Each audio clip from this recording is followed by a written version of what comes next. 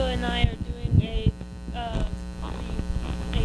thing on Gettysburg, and she made a cake about Gettysburg War, and I'm gonna say Gettysburg present. The Gettysburg address that Abe Lincoln had said because he wanted our country to have.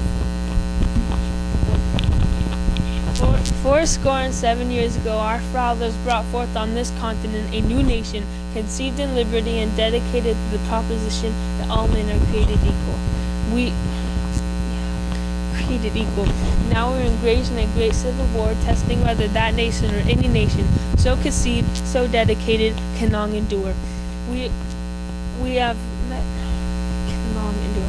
met on a great battlefield of that war. We have come to, I might have switched something. Sorry, of that war.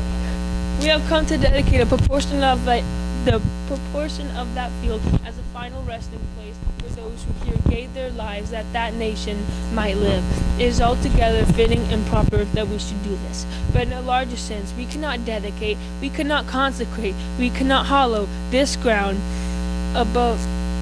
The brave men living and dead who struggled here consecrated it far above our poor power to add or detract. Then, yeah. Whoops. I'm sorry, I'm rusty on this. Add or detract. The world will little note nor long remember what we say here, but it can never forget what they did here.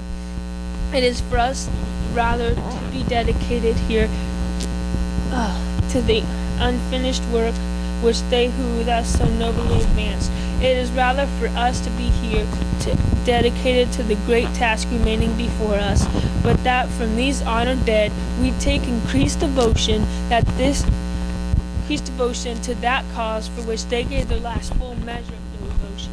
We highly resolve that these dead shall not have died in vain, that this nation under God shall have a new birth of freedom, that the nation of the people, by the people, for the people, shall not perish from this earth.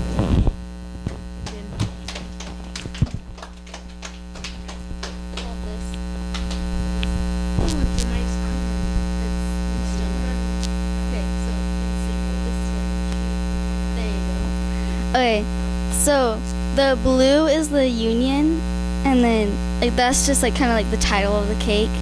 And Gettysburg is here, and Cemetery Hill, and then Culp's Hill, Little Round Top, and Big Round